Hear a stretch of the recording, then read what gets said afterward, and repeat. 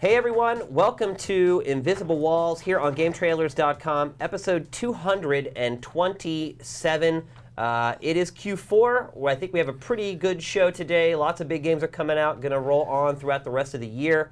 Before we get on with it, want to remind people who maybe didn't watch the show the last couple weeks, we are back on iTunes. Tried it myself this weekend. It works. In fact, it just started downloading new episodes all on its own. I didn't resubscribe or anything. So maybe you guys just want to check your iTunes and it'll start downloading new episodes. Also, if you want to, give us a review on there. Prop us up or give us hate, whatever you want to do. Also, next week on GameTrailers.com is Zombie Week. Maybe a week late.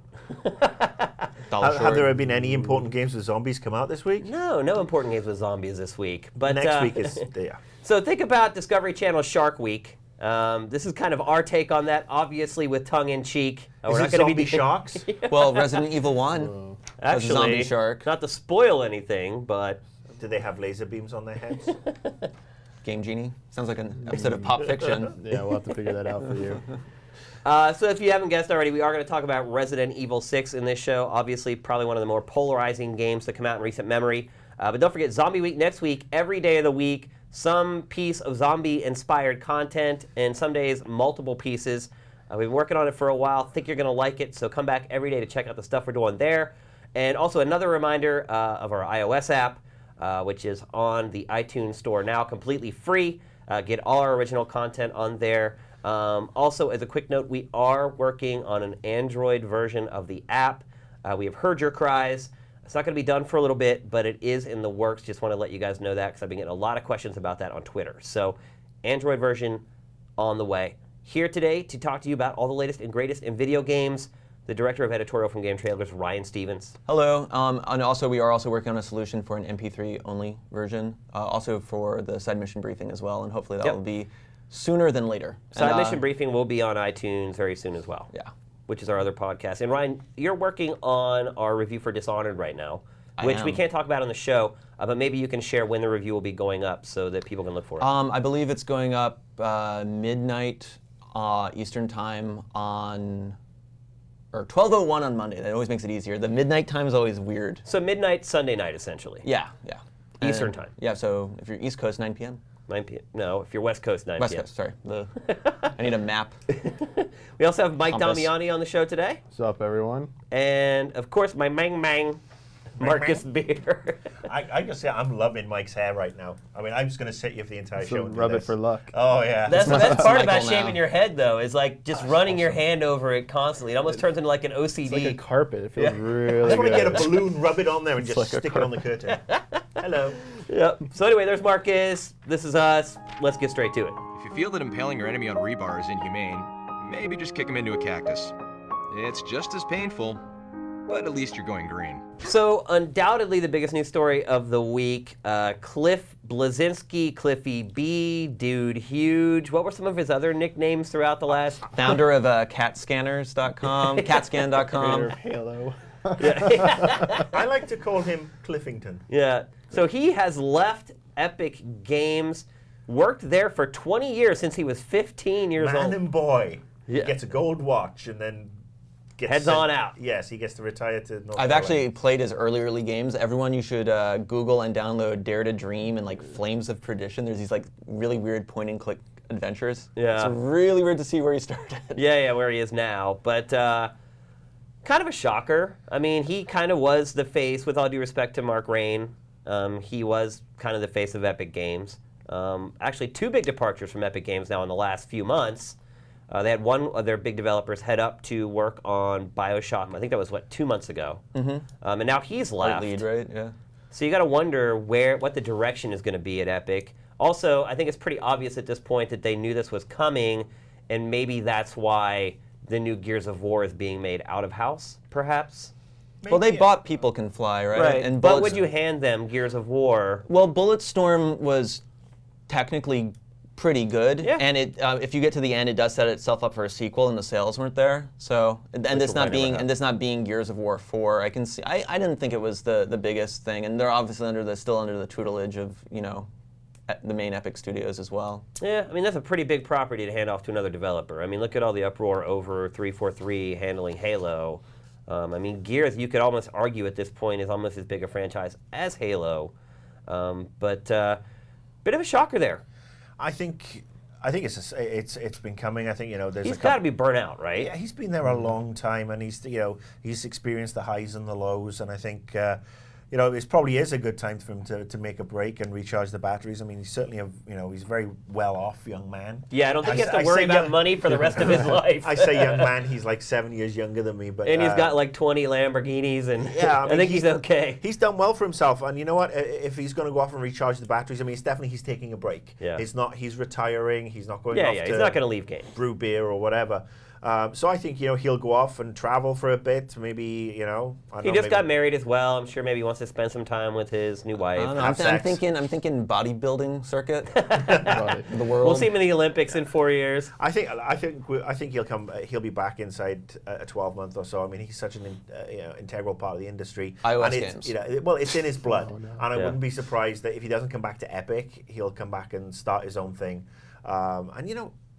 He's got the money, he's got the funding, he's got the cachet. He could do anything he wants. And Agreed. I've disagreed with him over a couple of things over the years, but I still got a lot of time for him because he does give a shit. Yeah, I about think that's his just being products. human. You're not going to agree with everybody all the Yeah. time. So, good luck, Cliff. Enjoy your time off. Hopefully, we'll see you back in the industry in 12 months or so. Enjoy your time with the new bride and wherever you may tread.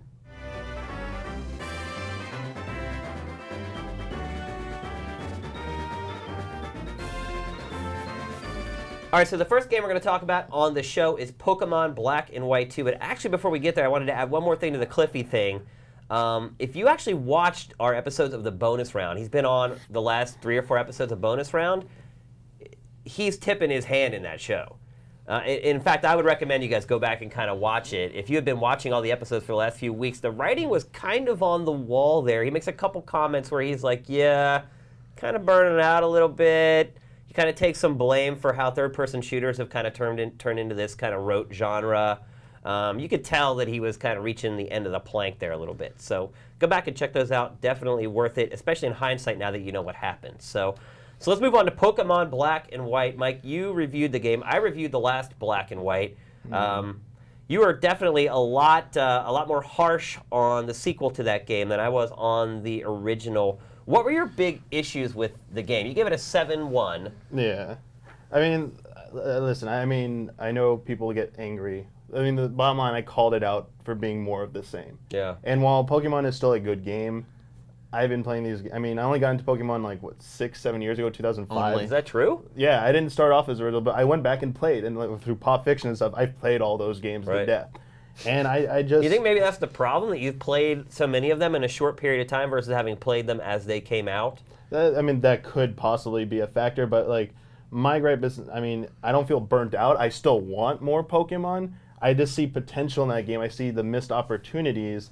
And whereas a lot of people just want more of the same, I think you got to understand my perspective that I don't want Pokemon to completely change. I don't want a complete overhaul where it's no longer Pokemon anymore. I would like it to take a little bit more risk. I don't want it. I still want it to be the same formula in terms of you catch Pokemon, you battle, but just the core mechanic of battles in that game. I hear the counter argument that if you try and make it real time, if you had an ATB system like Final Fantasy, you ruin the competitive balance of it. And to be fair, when I go online in that game, 9 times out of 10 people are using hacked Pokemon anyway. The online in those games is terrible from a standpoint of someone actually watching over the system and making sure people are playing fairly. You got to find friends or go to an organized tournament. That's the only way you can play competitively in that scene. And honestly, if I'm not gonna, the single player games, it always feels like it doesn't push you enough to use that depth that the game offers. You need to make a well-balanced team. It's not till the end game that you really have to utilize that. Most of the time, you can just straight up use your starting Pokemon or find a good Pokemon, grind them out, just use them as your starting Pokemon through every battle, and you have almost no resistance along the way if you the aid gyms and earning those badges. Yeah. and they always fall back onto. This is a DS game too. That's one thing we should Yeah, bring up. It is not a 3DS game, which probably is the first disappointment. It's like, why are we playing this DS It game? is a disappointment, but the obvious reason is, Want to listen, see like 3D sprites? Yeah. these games sell. They want it to sell to the most people. Your 3DS can play a DS game. They're like, listen, we're not going to alienate all these DS owners. We're just going to put this one out until 3DS has a little bit more, legs under it, and that's the whole reason behind it. But Money. it is a little bit. It is a little bit lazy, though. I mean, every third iteration, every time they come up with gold, silver, then you come out with like the next one, or black and white. Everyone thought it was going to be gray, but it's actually the first direct sequel to the story. You do if you care about that type of stuff, they actually do give you a little bit of that. They do throw in some updates to it to keep you kind of interested in what you're engaging in. They do some Pokemon Studio thing where you battle against a green screen and you gotta do the right actions. It's not like QuickTime event, but you gotta do an attack that's strong against fire type. And if you don't have that, you're screwed. Then they screen it in front of an audience and you get a reaction. You see the crowd Paper Mario cheer or whatever, and they kind of leave. Stuff like that. It's that doesn't have a whole lot of value. It's not deep enough to make me this game is really good. It's just a side attractions kind of cool, but I'm not going to spend hours on that type of mechanic. Can I ask you real quick, since this is a direct sequel for the first time, right? Within the mainline games, Yeah. it's the first direct story is that, continuation. but going back to but something you said earlier, is that something that's cool, or is that actually more on the lazy side? Are they reusing a lot of assets? Oh, and they're stuff like definitely that? reusing a lot of assets. As I said, I didn't really get into Black and White since you had reviewed it, but a lot of people in the office who were really into Pokemon as well, who had played Black and White to death, were walking by why are you playing Black and White? Yeah. And it looks identical. yeah, there are new areas. The whole starting area where you begin is new. They threw a whole new post-game area in there, but a large chunk of the game is the same environments. They kind of redid the gyms and they redid some of the NPCs to have a different look, but it's largely the same game. And the story, Team Plasma, the same thing. A team came in, tried to conquer the world. But remember, the and first blah, Black blah, and blah. White actually it tried to do a really cool story, because the story in that game was basically, it was like Guess this, PETA. It's you Yeah. have these people inside the game that care about the Pokemon and think putting them in balls is barbaric, and it remember actually this. tried some semblance of depth in its plot. And in this But one, ultimately, it was bullcrap. yeah, and in this one they try there's still those holdovers of Team Plasma, they're hellbent on using Pokemon to obliterate, remake the world. And there's ones who have reformed. And they're we want to protect Pokemon, so they're trying to have this little dichotomy going on. It's whatever. I know people are into that, but I don't play the Pokemon games for the story. I do like the quirky character stuff, but I'm not getting a deep, meaningful narrative out of this, and that's not why I play these games. So do you think that people who are Pokemon fans should buy it, or do you think this is a case where they finally need to put their foot down and be no more? Well, they should put their foot down. It's still a good game. But if they want Nintendo to take more risks, they should put their foot down and not buy it. Is that going to happen? No. Right, but should they? They really should. You should look at you can get enough out of Black and White. You don't need this game. If you want those damn Pokemon, trade. Oh wait, actually, I don't know if you can trade back for them because it's advanced generation. Haven't tried that out. I don't know if you can trade back Black and White to exclusive Pokemon to Black and White. That might not work, but you can get the same type of basic experience out of Black and White. They look the same. They feel the same. Those Yeah, games the still, same though, kind of resell for multiplayer. a lot of money. One The thing older, yeah. Going back and trying to track down copies for Pop Fiction and stuff. The older copies, all the local stores, the retro game stores are always sold out. Every time they get in a copy of original Gold, original Silver, Pokemon Yellow, they always are So it's gone. not like you can go back and find the original Black and White and get it for a really cheap price. It's still going to be pretty spendy. So which would you say they buy? I don't know if the original Black and White is that expensive just now. I think that one you can get on the cheap, actually. Yeah? I think you got to go back a few probably got to go back to maybe Diamond and Pearl might be harder to find now. Okay. And those two. But I don't think Black and White is there just yet. I think it's too soon. I think you could probably find those on the cheap, honestly. So you would recommend going back and buying the old one then? If you can buy the old one, play that one. Can I just say real quick? I love how art is imitating life. Yeah. There's this gray market for old Pokemon and stuff like that. It's great. I don't know. It depends how different. If you're really going for price, if it's a few bucks difference between you, buy. You want the newer one. It might have a few new things in it that you'd like. But then again, are you sending the right message? And do those people even care like I do? Do they? Yeah. There are enough people who do not give a shit what I'm like saying about it. Like they saw, okay, he said all these things are good about it still. He complained about all this other stuff, whatever. He doesn't know what he's talking about. We don't care about that shit. It's still a Pokemon. We care about it. Me, it's like, I want to see a Pokemon game where I throw my Pokemon in battle and it's like maybe real-time battle or something. Like you still only have 4 moves, but you can only like do that, or team-based battles aren't like in real time. Just something different with the battle system, because you do have to grind through all those battles. Well, remember in the first Black and White, they had like the 3-on-3 and the rotating battles. I mean, they did switch it up a little bit there. Yeah, but that's still there, and even those, even the They don't single player, change they things don't that do much. enough. They You're don't do right. enough. I In agree. multiplayer, that does a lot. Yeah. But in the single player, they don't push back enough to force you to like really tap into the game's like biggest strength. Yeah. And then even the turn-based battle system, it still has that strength of like all the moves you gotta know, all the weaknesses. It only comes out in multiplayer, and as I said, I don't like how the multiplayers handle that game. You can technically access like some kind of like world battle thing right off the bat, but like getting into the trading and stuff, they always put that barrier there. Like Right. you have to get far enough Which in the makes no story. sense. Like right now, I'm playing through like Silver to try and trade Generation 1 and Generation 2 Pokemon. You gotta play through like to the 3rd or 4th gym to Eureka City or something to access the time capsule. Like I had to play 3 hours into the game before I could utilize this trade feature. And that's like the de facto. And I'm like, there should just be an option. Like, are you familiar with Pokemon? Are you a veteran or something? Are you Like, an idiot? Like when they ask you those questions, like, are you a boy or girl? What's your name? They should ask you, are you familiar with Pokemon? Yes. Right. Will you like to activate all these features from the get-go? Yes. And then like you just jump in. I understand people always think you'll break the game because you could trade for super high Pokemon, but that's why they have the dumb badge system where it says Pokemon won't obey you till you have an X Right. badge that gives you control of a level 20 or higher or whatever. Right. They built in that system. They just don't It's trust. there already, yeah. Yeah, they don't trust it till they put that extra layer. Like, no, you got to progress far enough as well to make sure you don't like break the game or whatever. And meanwhile, it's already broken and hacked, and people are playing with hacked Pokemon. And Yeah, I mean,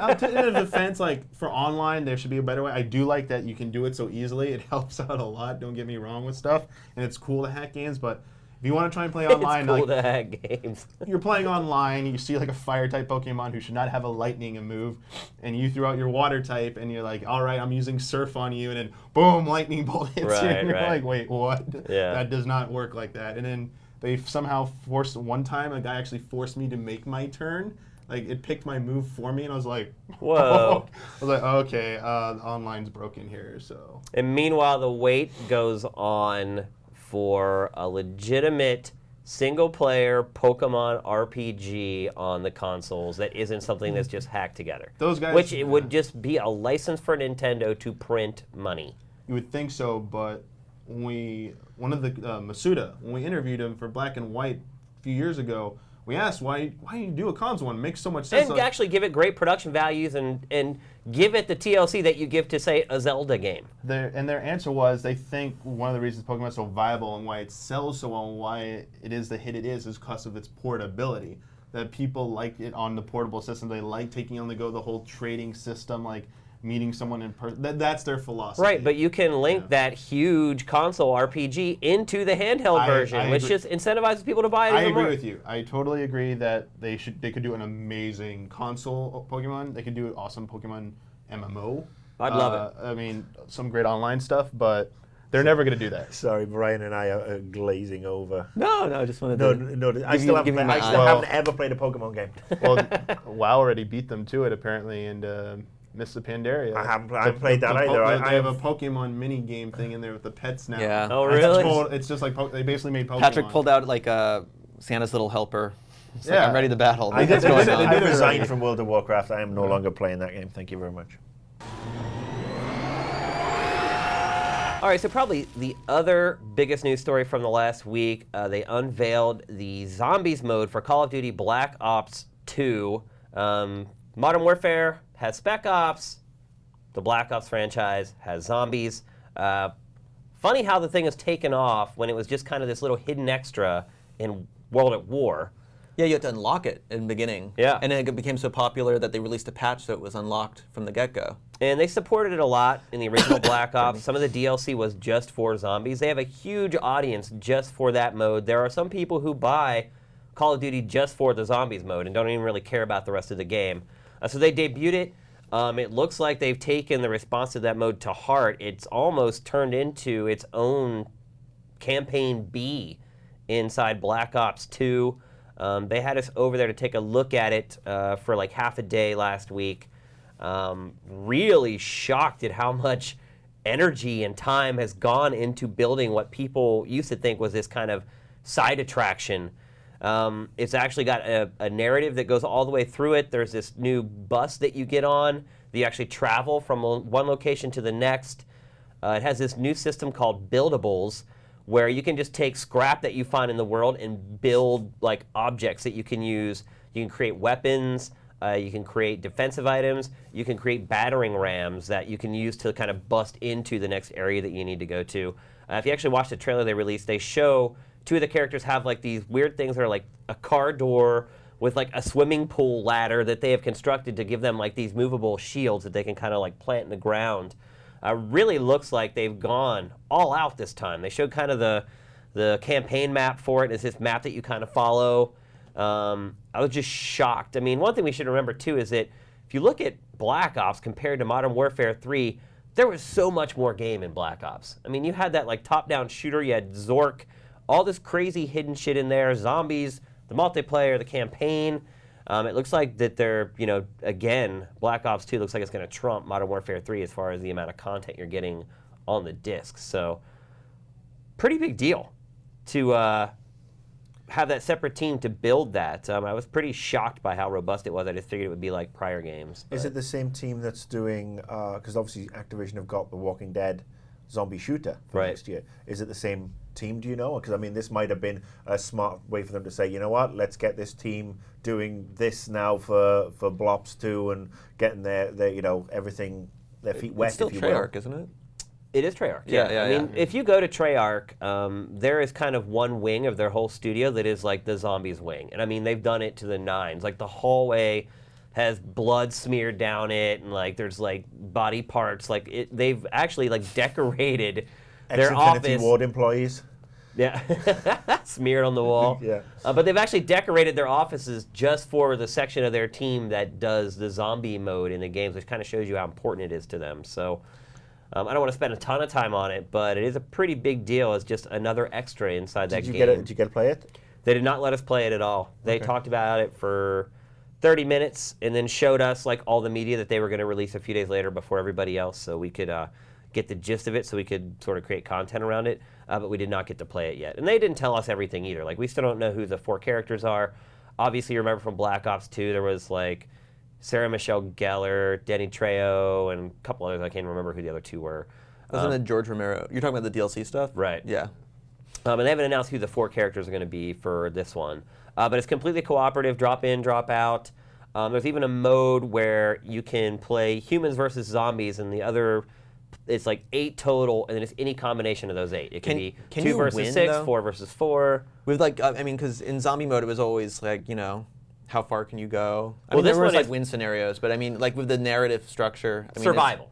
So they still have that mode as well. They still have the Okay. classic zombies mode where you just try to survive as long as you can. Yeah, it's basically it's a take on Horde. Right. With And a little then bit the of new build up mode and is stuff called like that. Transit, and there is a finite ending to that. That's why I was saying it's kind of like a campaign. There's actually a set number of locations you have to go through and clear with a narrative that kind of follows all the way through it. Yeah, I'm interested. I mean, I'll be honest. I mean, I see the appeal of zombies, but it never appealed particularly much to me. Me either. But it's got my interest peaked Does a it bit. does it feel Left 4 Dead-ish?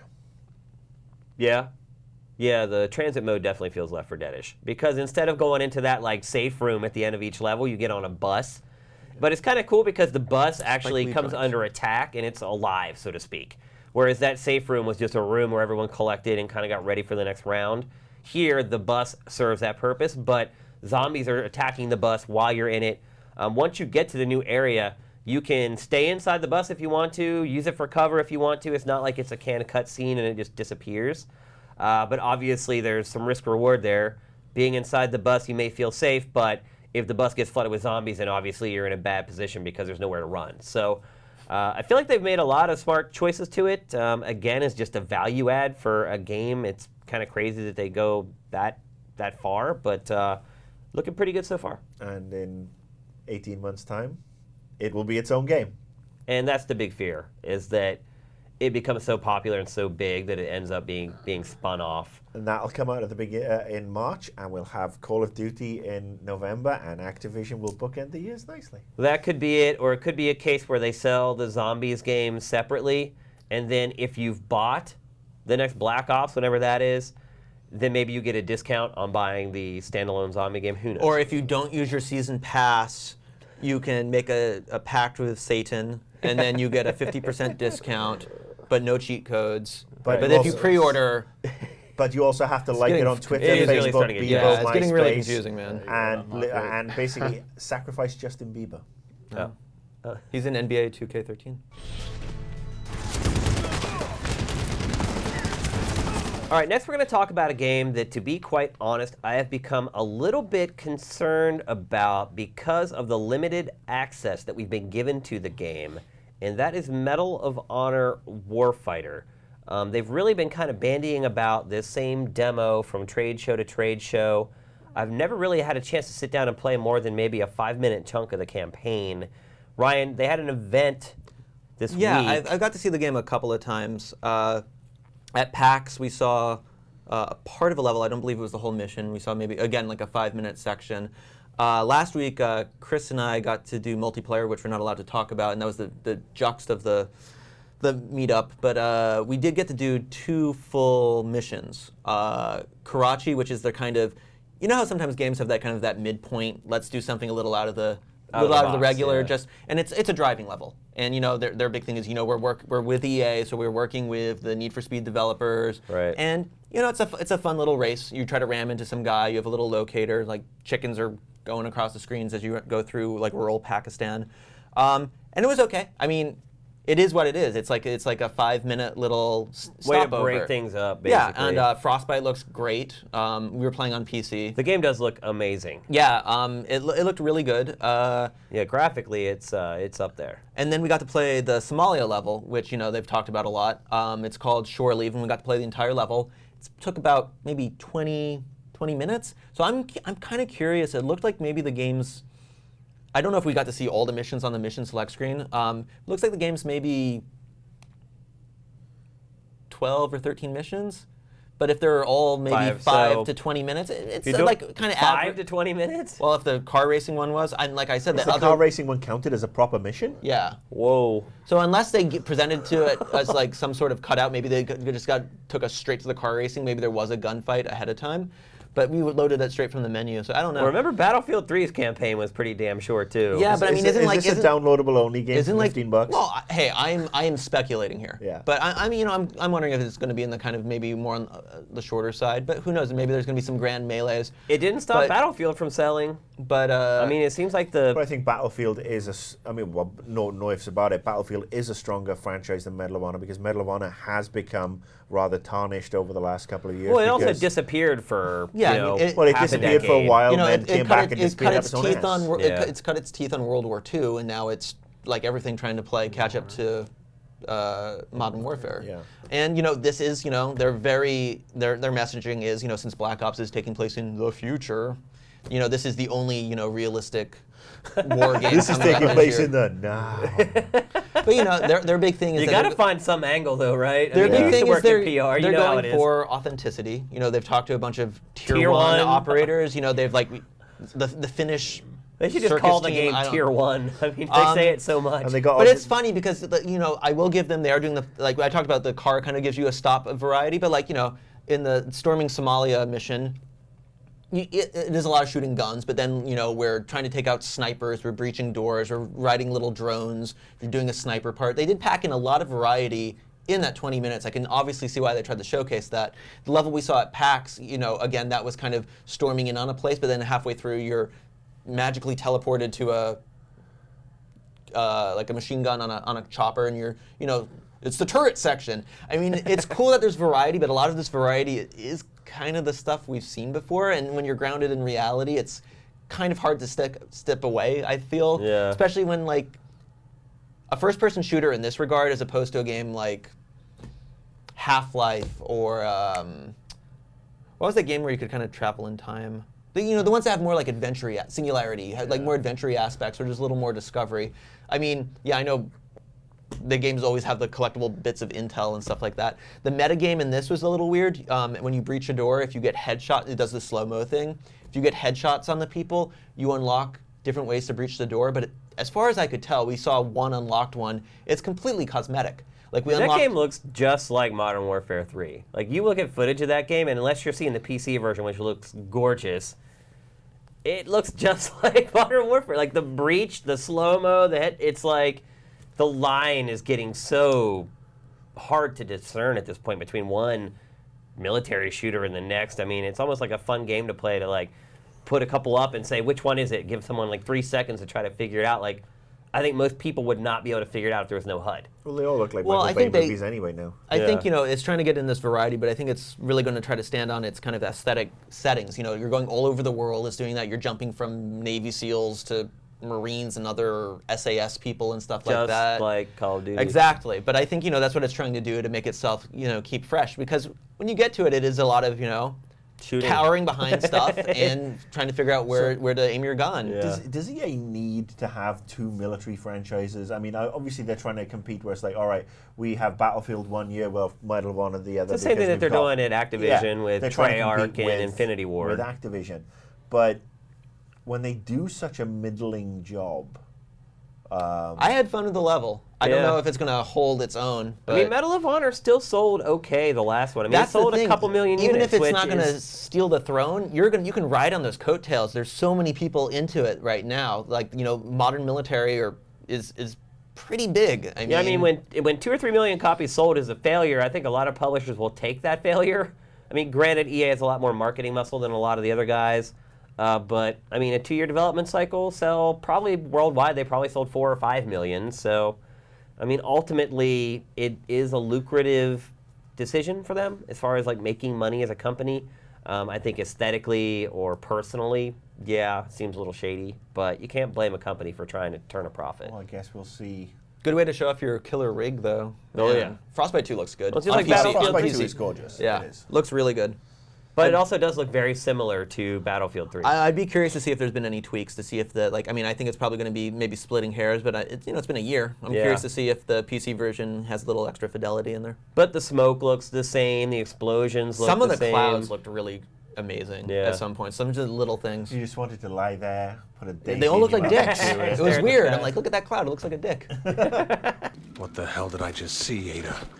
All right, so here's a section of the show you've probably been waiting for, where we talk about Resident Evil 6. I reviewed the game, as I mentioned last week. I was playing through it after getting back from Japan. So you obviously know the bulk of my opinions on the game, but obviously we have 3 more people here.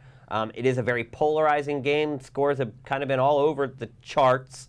So definitely worthy of discussion. Marcus, I've seen a few tweets from you this week. What is your tweet? But what is your overall impression of the game so far? Honestly, I'm disappointed. And I mean, I had this bad feeling coming out of E3 from what was a frankly underwhelming demo, where they showed off all the 3 campaigns. They didn't show off Ada Wong, and unfortunately, I started playing this on Monday this week, so I wanted to be fresh for this particular episode. And I played it all day Monday. I started off with the Leon mission, and it was a chore. It was a chore to play Resident Evil, and that to me is that's a tragedy. So what did you find about it that was a chore? Okay, well, I mean, first of all, there are some mechanics issues. I mean, camera's a little bit wonky. It does tend to pop in and out. I mean, So did you play Resident Evil 5?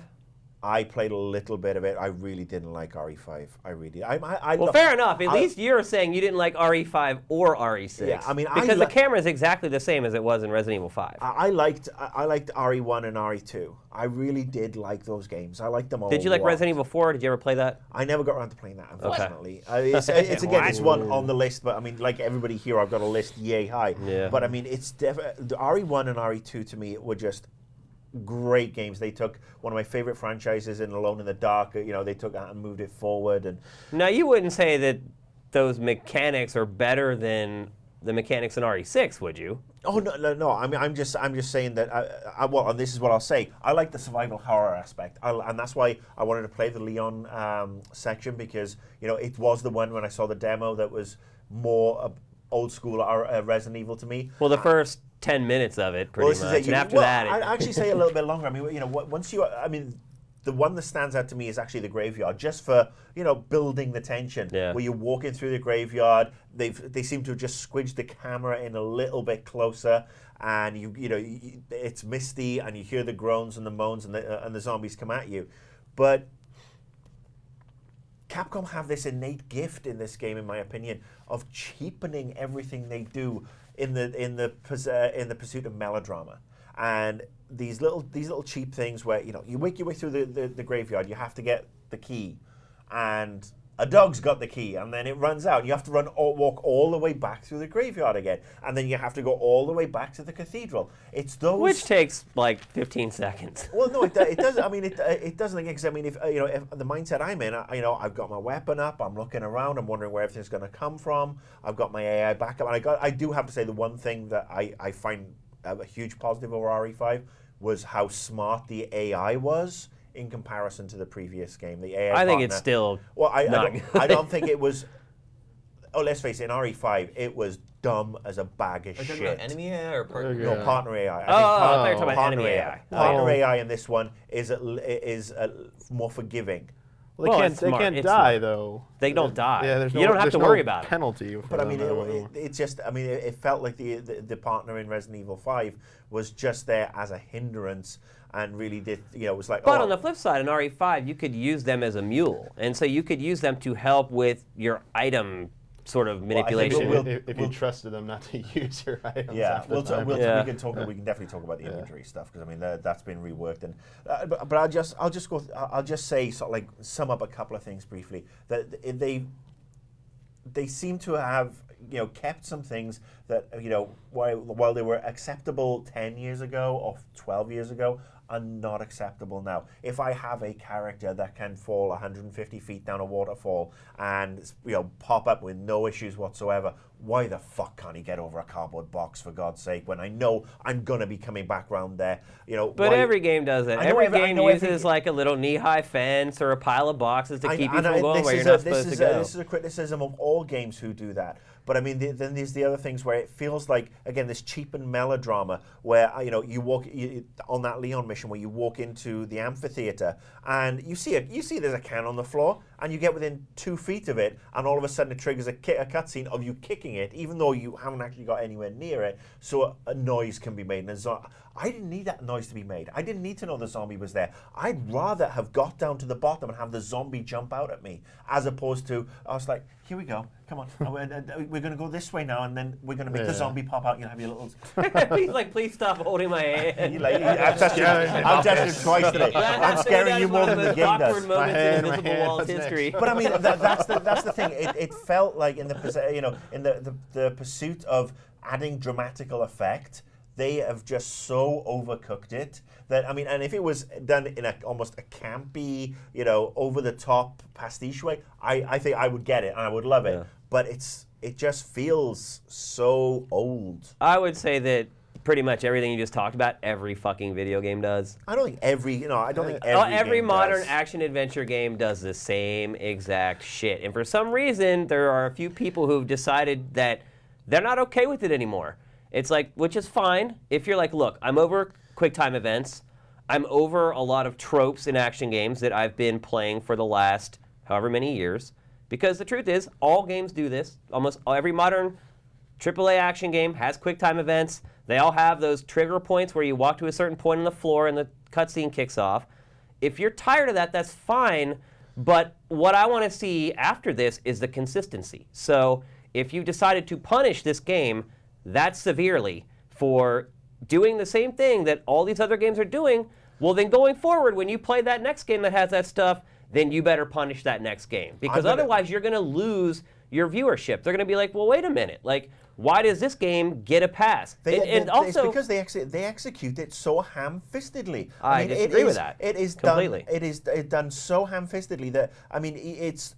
Let's take Uncharted. I mean, they've obviously looked at Uncharted, I think, in a lot of ways, and said, we want to be like that. And that's not necessarily a bad thing, because you can perhaps take this particular franchise and put it into that. But it's a half...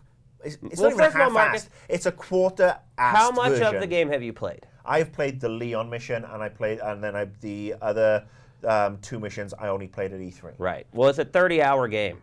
Oh, look, I know. So- I know there's different things, but I mean, I have X amount of time to play, and I just when I got to the stage of when there was things that I started to enjoy and I started to get into, I actually was enjoying wandering, doing the cathedral stuff and the cathedral puzzles. That felt like old school Resident Evil to me again. But then when it got into the other, But see, that's what it keeps coming back to. Is that it keeps coming back to it's not Resident Evil, and I would agree with that. I'll agree with that. I think it's it just not tries an to be lots of amazing things to lots of Resident people. Evil game, but you don't review a game and say, I'm reviewing this against the other Resident Evil games. You're reviewing it against its contemporaries. It's an action game, ultimately. And while I can see fans of Resident Evil are like, Yeah. I hate this game, if you just play it as an action game, it's a great game. then call it See, something I else. know, Don't call I- it Resident Evil. I- Don't put it in the unit, or don't call it as in Resident Evil 6. Call it Code Veronica 2 or whatever. And make the not Code Veronica, sorry, Raccoon City, and make Raccoon City the action one. And do like other people do, where they do peel off different versions that fit into the environment. Don't put this version that feels like, oh, we've got to have this actiony environment. It's got to be Gears of War-ish. It's got to be Uncharted-ish, and call it Resident Evil 6. Annex it off and go off and make a better action game. Well, Because- I don't think they understand what made people appreciate the old Resident Evil games, because they have tried. I mean, they tried as hard as they could to make a game that Resident Evil fans will like, but they did the wrong things. Like, instead of having all this name dropping and bringing up Raccoon City and sort of creating these fake scenarios that ultimately aren't all that scary, they could have actually, they don't understand what the fans really like about Resident Evil. I think that's the big problem. It's like, oh, well, here's all the people everybody likes from Resident Evil, but it's not the people, it's the situations that those people have been put in. And I just feel like and this is kind of a new developer, this isn't even the same team that worked on RE5. I feel like they tried, and they're like, look, we're going to make this game for the fans, and so let's slow Leon down in the first chapter and make him walk really slow so you can't run.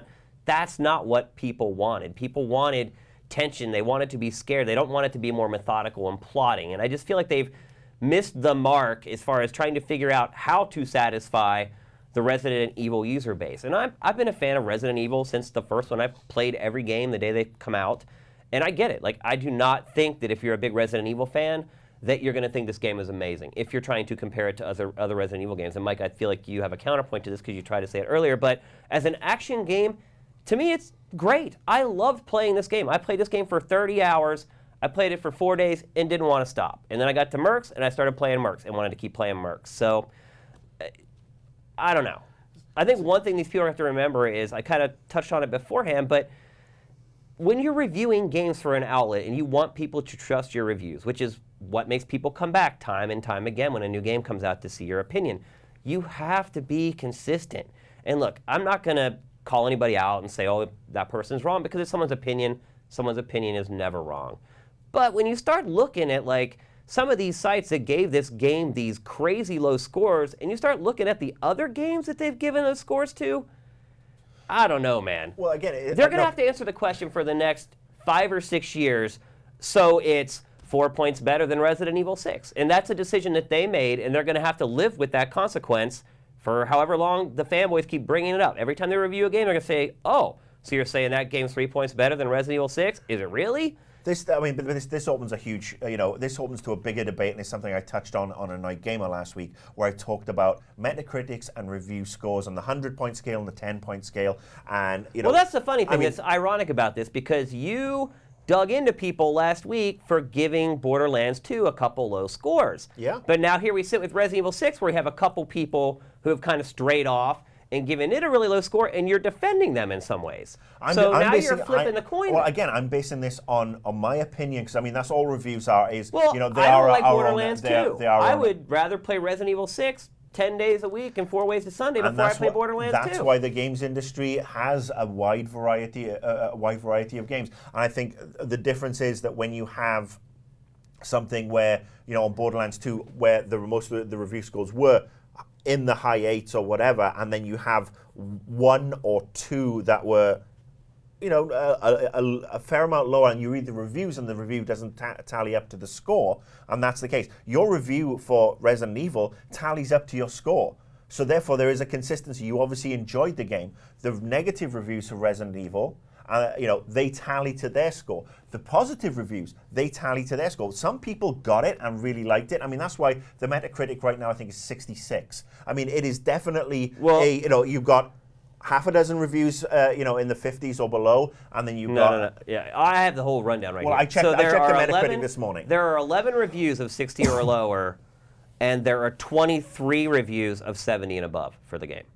Okay, well, it's a Metacritic of 60. They take out the top two. They take out the Here's bottom another two. point. The PlayStation 3 version of the game, which is identical, not changed in any way, shape, or form, the Metacritic is an 80. So how do you explain that? Yeah, I mean, look again. You can't explain it. You said it at the beginning. It's a polarizing game. I think you have a different But why is the expectation. PS3 version like an 8-something, Well, and the 360 version I'll give you my theory on that. The PS3, the high reviews that came out for PS3 came out a fair while before the game launched, a good few weeks, and they were print magazines, from Europe. There's like 20-some reviews there. But the first couple of games that came out were from the UK and from the rest of Europe, and I would honestly, they were there to sell covers and to sell magazines, and I would call shenanigans on a 90 plus for Resident Evil. Like Famitsu's 39 out of 40. Well, we talked about Famitsu last week, but Yeah. I mean, Mike, your point. We haven't got to speak yet. I mean, okay, I'll go on the point that like let's not compare it to previous Resident Evil games because you're just gonna go in circles with that. You can compare it that way, but let's not compare it that way. The biggest problems I have with that game is like I know you're saying it's still a good action game. I've always been saying that like this game feels like there are so many great templates it could have copied from as a third-person shooter. Just freaking Gear. It tries to roll. But I enjoyed this more than I enjoyed the last Gears of War. I mean, that's okay. That's you. But another thing I think is that people are hung up on the cover system, which I agree is very clunky and awkward.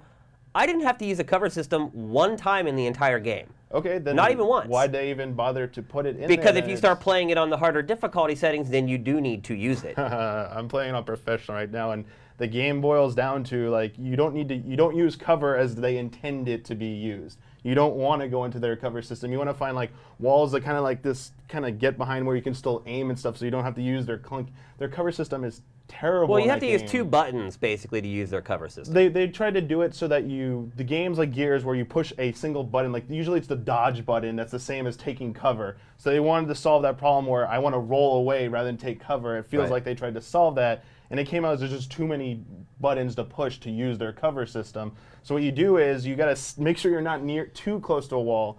Just kind of be right behind it so you still got protection and you're still shooting. But for the problem is like when you don't want to use the cover system as it's intended, these arenas, these level designs are just like boxes now where it's just a giant like shootout. But you say now, Resident Evil 5 was exactly the same way. But I mean, in fact, I went back and started playing RE5 a couple weeks ago to prepare for this review. I'm telling you, man, they are the same game. They're still linear. They're still linear in their design. And you still have these little boxes where they flood with enemies. And RE6 is a little wider though. It like RE5, it felt a little bit more claustrophobic at points. It felt like you were overwhelmed at times, whereas in RE6, whenever there'd be a lot of stuff, you could just run around it and get away from it. But go look at my review of RE5, and I talk about it for 45 seconds about how you just ran away, did the quick turn, waited for them all to run at you, pop them off. When they get to you, run past them, turn around. It's the same game. I mean, that's one of the basic strategies, but like, look at the boss battle in RE5 with the chainsaw. That tight corridor, like, you only had the little bus area, like, it was like you had to, like, running around was part of the strategy, but, like, you were frantically trying to get away from that. Versus the chainsaw battles in this one where it's like boxes. You're either on the raft where you're constricted, but, like, you just kind of, like, run in circles. Like, it feels like there's no strategy to it. It's just like, it literally is just run, turn. There's, like, no, like, maybe I have to take this corridor down here and lead them down here and, like, I played RE6 exactly the same way I played RE5. I never used the cover system. I went and played the higher difficulties once I finished it to get an idea of it, and I felt like I did need to use the cover system more often in that. It's still not required. It's not required, but I mean... But people are dwelling on it when it's not that big a deal of the game. But let's talk about the rest of the combat, where you have like a great melee system. Did you ever figure out that you could shoot a zombie in the shoulder, spins him around, then you could run up and do like your melee finisher? Yeah, Like there's lots of nuance to the combat. Let's look at Uncharted. What does Uncharted have in that regard? You basically run up to somebody and mash a button for melee. I mean, there is actual nuance in the melee, The in melee Resident Evil system 6. is too powerful in RE6 to the point that it almost breaks it, though. The fact It was that like I that go, in RE5 too, though. in RE5, you actually had to trigger something to do the melee. You actually had to shoot, engage an enemy. Now you just run up and like start off like kicking enemies. Like you don't want to like it almost. But I liked that. I didn't like that it wasn't. It seemed cool, but like the fact that There's like, not enough variety, and I I'm said that just in the running review. up and jumping, like running up to. The strategy is run to an enemy, jump kick them so they're in stagger, and then you do your suplex or whatever to finish them, and then they're on the ground. It's like, why am I even bothering with a gun except on bosses and stuff? And what is the problem with that, though? It's fun to an extent, but then the problem is that you said the camera was the same as RE5. Well, now you're moving. There's all these new mechanics going on. That camera is still zoomed up. So many times the camera would be disorienting or just too tight on me, and I'd like whiff a kick, or you're trying to like aim, and you're trying to like even with the quick turn, the camera just wouldn't follow correctly because it was so like zoomed up with the movement. They just didn't tweak some of the base mechanics that like it felt like you were. I having honestly to fight had some of the no things. problems with any of that. I mean, none of it. I learned to live with them and worked around them, but like it was not the most well put together like shooting mechanics or like the melee system. I think they tried to put the stamina on there, which But I toned it down think a you're bit. going back to that argument that you said you weren't going to go to, which is you're saying, I don't care if it's a Resident, but you are. Like, you're bothered by the fact that you're not using guns like you did in the old Resident Evil games. It's supposed to be I a don't mind it. shooter. I would what are you saying? What is it supposed to be? That's the base problem you're having. Is you have a preconceived I think- notion why do you give me of guns? what Having it's a sh- why supposed do to you think be. everybody- I have having that guns. problem, It's though. supposed to be a shooter. There's You a bunch do of shoot guns. You didn't shoot but any the guns game's in the not. game? But the game's not making me want to You also use have them. two fists. I think but you everything- want to rely on Again, something. it's all or the going other. back to what people's preconceived notions of what this game should be instead of what the game is. Well, and that's basically down to Capcom. And I've said this before. If you're looking at a brand, you're looking at Resident Evil. You put Resident Evil 6, and you don't put Raccoon City. You don't put Code Veronica. You don't put Stars or whatever next to it. People have an expectation for a Resident Evil game. Now this, I mean, like I said before, it feels like they're trying to be all things to everybody in this. They split this up, and instead, and I don't know if there's this phrase over here in the UK, but in the US, but in the UK we have a phrase: "Jack of all trades, master of none." Right. And I think that's what this game does. It tries to be too much to everybody, and yeah, it's a 30, 40-hour game. But again, it's just like Resident Evil 5. It did the same exact stuff. But I'm saying the mechanics in RE5 feel better. Okay, let's say it is. But I it is enjoyed- what it is. What it is. I enjoyed RE6 better. I enjoyed the melee. I wish there was more variety. I wish that I didn't do the same finisher every time. But the actual feeling of playing the game, like, I enjoyed playing Resident Evil 6 more than Resident And I Evil think 5. that's the disagreement I have, is that I think that whatever it was trying to be, without preconceived notions, I just didn't think it executed any individual part very well. The shooting parts, Gears, another game, third person does it better. The melee stuff, it was like. Has there ever been a game that did everything the best in its class? Ever? But There's some that have come close. I mean, they try to be like Vanquish. Vanquish did the shooting and the melee stuff like that way better than this game but did. the rest of it sucked. Like the story. Well, the story is and supposed to be everything. campy in that game, but that's, But there it you was go. cheesy. Supposed to be. You can't just say was a something is good- supposed to okay, be that it was way. a good campy story. You just review it for what it is, and it had a shit story. I mean, again, it's a but game. I interpret it as, no like, game has campy, though. ever. No. So you think it's you're playing through the old Resident Evils right now? Definitely campy. They weren't intended to be campy. Yeah, So I how do can't- you make that determination that it was supposed to be a The certain only way? thing I can say about playing the old Resident Evil, like, I'll But give see, I'll give it this. But RE2 that's why right now, you have to flush all that shit down the toilet when you review a game, because you can't determine what's supposed to be and what was intended. You just review what is there. But you have to draw upon stuff to compare something to, or else you're just saying what it is. That's like a description. Well, you almost. can still say have whether to- it's good or bad. You saw my review. I give it lots of criticism. But when you're playing a game for 30 hours, if you look at these really low scores, these reviews, they talk about the same problems that I talk about. I mention the same exact issues. But the difference comes in, how much did that impact you across a 30-hour entertainment experience? Yeah, there are 3 instances in the game where you pretty much automatically die. They throw you into a quick time event, and you get killed. And then maybe I would say there's more than that because I counted 3. There's a few of those. I mean, just even in the Leon mission. And But people hang on that like it's no. through the whole game. It's not. So that's 3. 3 times I can think of. First time was the train coming down the tracks. You hear her scream that the train's coming as you're in a bunch of zombies. You don't really know which way it's coming from. That takes you out. You learn from that. And But then see, I never died there. Okay. Well, And would you rather earlier you were upset that let it me took finish. over the game? Let me- no, I let me- want to no, get let to me my finish. point before you go on. I wanna so finish my earlier entire you complained examples. about the can kicking thing. So here, would you be happy if they took you out of control and moved you out of the way of the train? No, let me finish. Let me finish of giving the examples because that one, I'm in the middle of the zombies. They're all coming down the one track. The train comes down the same track. I flattened against the wall. That didn't work the first time. I learned from that lesson. Got out of the way just in time to get all the zombies killed by the train, but I didn't. I learned that for that lesson. But then there's the other ones. For example, later on in that level where you get to the gas station and all of a sudden the truck comes in from nowhere, and you've just gone through this battle. You've set fire. You've shot a couple of zombies, and again this truck comes in out of nowhere, and if you're positioned the wrong, in the wrong area, you get toast, and all of a sudden you're back to restart, and that to me is just So what? It just feels And 8 cheap. seconds later, you're respawned. Is that 8 seconds really bothering you that much? It takes you out of it. It takes you out of the flow You're of it. basically wanting to just hold forward and walk through the game, Marcus. You want no resistance whatsoever No, in the no, game? I'm not saying I don't want resistance. You I don't want a trial and little error. bit more intelligence in the game design. That if you're going to throw something like that into it, just give me a chance to respond. Don't pull me out of what was a fun little experience after wading through the pub and all the other areas and getting this area. It's like, oh, this looks kind of cool. I mean, I'm saving these people. Boom, the fucking truck comes in and just yanks me out of it. It's 2 steps forward, 3 steps back with this game, and it just feels like it's in there. It's not even to fuck with you. It's just because this is how we have to do it because we're being kooky or whatever. The bones of the Resident Evil, of that game, the potential is there. There are things there that I got into, but every time I would be getting into it. Again, you've played 1/4 of the game. I've played the Leon section, and I played bits of the other And the best sections of campaign, at least in E3. my estimation, by the way, is Ada's, which is the 4th one, where you Which is play by totally yourself unlockable. without which any is help at all. The unlockable one.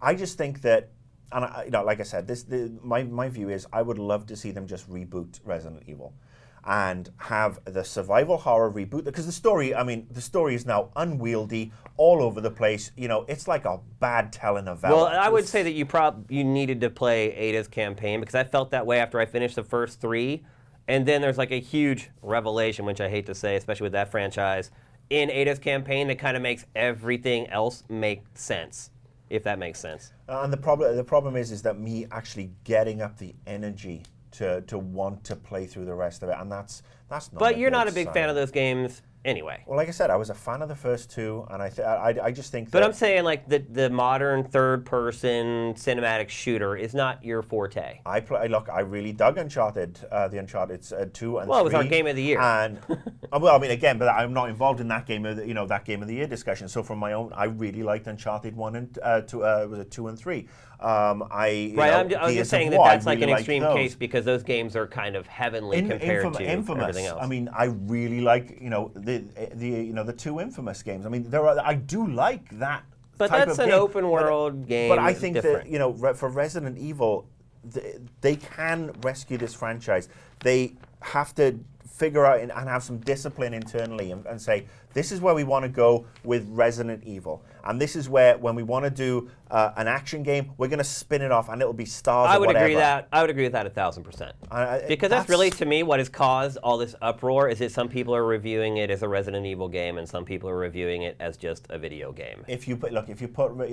If I see Star Wars on a box, or on a movie theater, and I go in and watch, I'm seeing Star Trek, I'm gonna get a little pissed because I have a brand expectation. And this is a venerable brand, something that's got a lot of loyalty and a lot of love, deservedly so for its early iterations. But now it's become so clouded and muddied. It needs a reboot. It needs some strong direction. And when I say strong direction, I'm not talking about bloody-mindedness, but it needs a clear vision. Can we all agree that some of those scores are insane? I totally agree. Anything over a 5 is really insane. You really mean that? Look, I will honestly say that I don't have, having read all the reviews, whether, Well, with, again, with you the only lower played a scores. quarter of the game, so. But I mean, again, having read the reviews where people take the things to task that I have issues with, that I've experienced in that 1/4 of the game, I know I mean, I took my time playing through that. I mean, I put 8 hours in to that first quarter. I'm just, exploring everything, because that's the way I do it. I can't rush from end to end. But I mean, having read the reviews, there are things in there that grate and irk, and they pissed other people off just like they pissed me off. And having read the other reviews as well, which is at the higher end, your review, I can see where people got a sense of enjoyment out of it. And like I said, that's the great thing. You have your opinion, I have my opinion. Everybody else out there will have their opinion, and it's going to be a 50-50 split or a 60-40 split. But and that's what makes it also, fun. now that the game is Nobody's right or out wrong. there and you see people playing the game, you're starting to see a lot of people saying, what the fuck were these dudes on while they were playing this game? Well, and that you- is what I've seen overwhelmingly you see, over the you see last that 3 days. overwhelmingly. I also see overwhelmingly people in agreement because of, You have people hitting you on Twitter who are agreeing with you. No, I'm reading reader comments on everybody else's things. I'm looking at the user Go to scores on some of the Metacritic. more popular internet message boards and you'll see that it's overwhelmingly people are like, what the fuck? No, I think and I will say that some of the vitriol that's been directed at the people who gave the bad reviews is bang out of fucking order. Agreed, 1,000,000%. No, I mean it's just and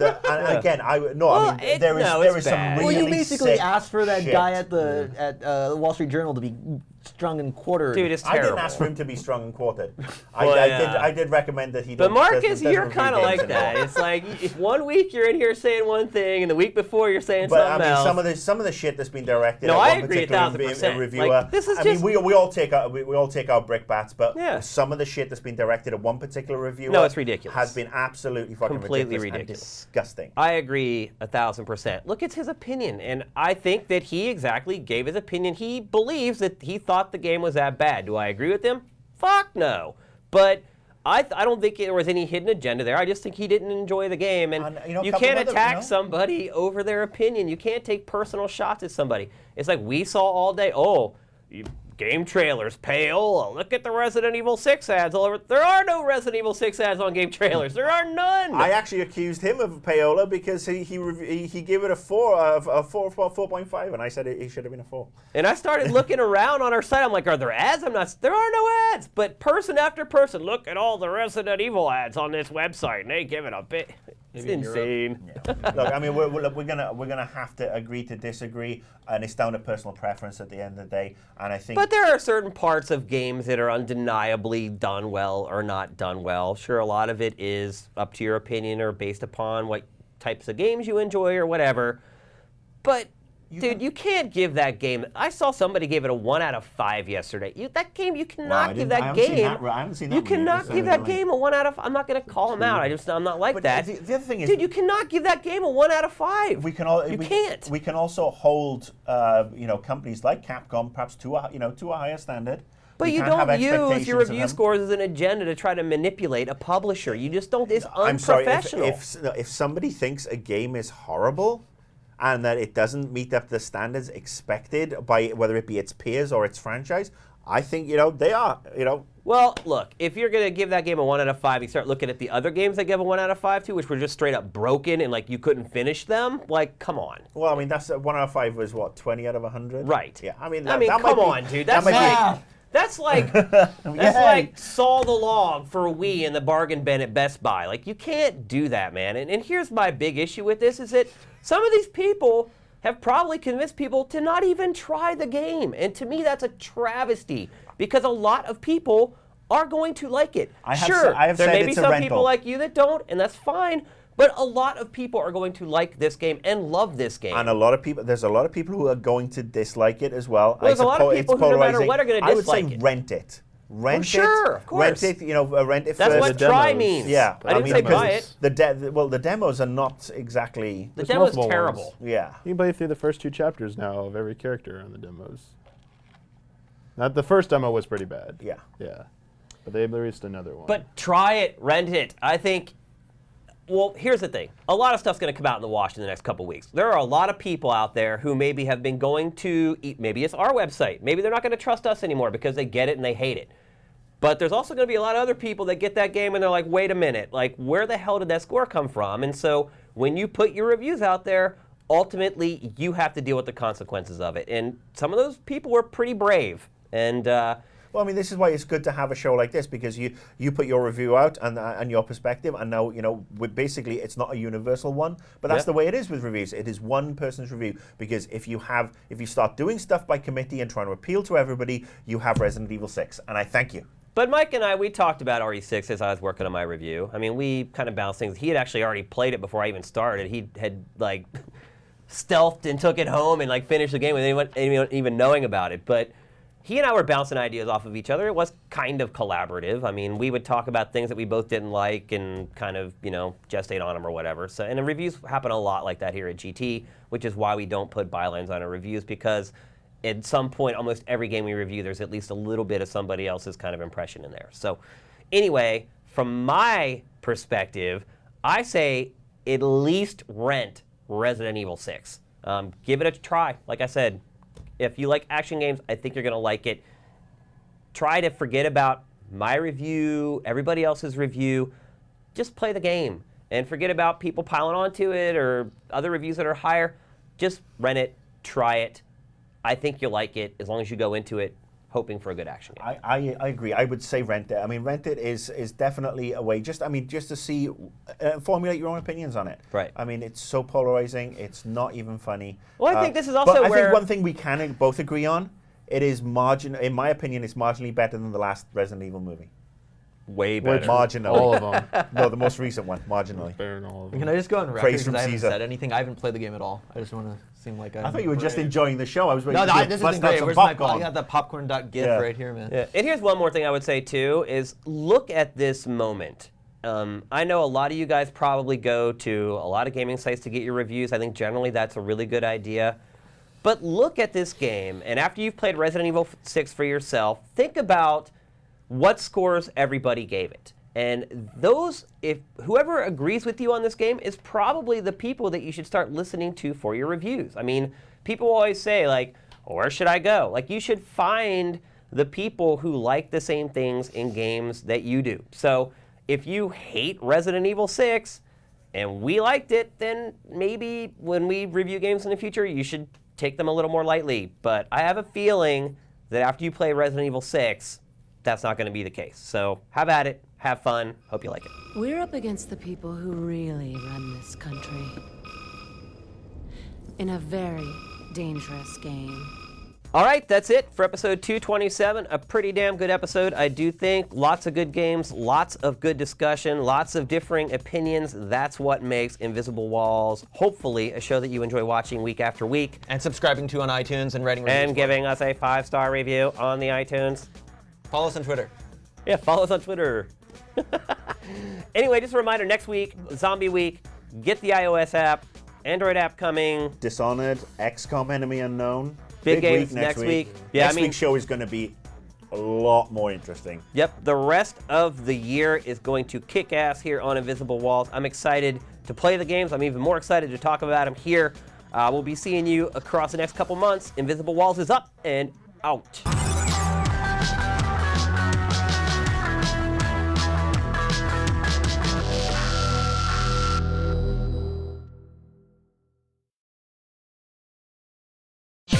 See this and other GT shows and game reviews on the GT Originals iOS app, available now on the App Store.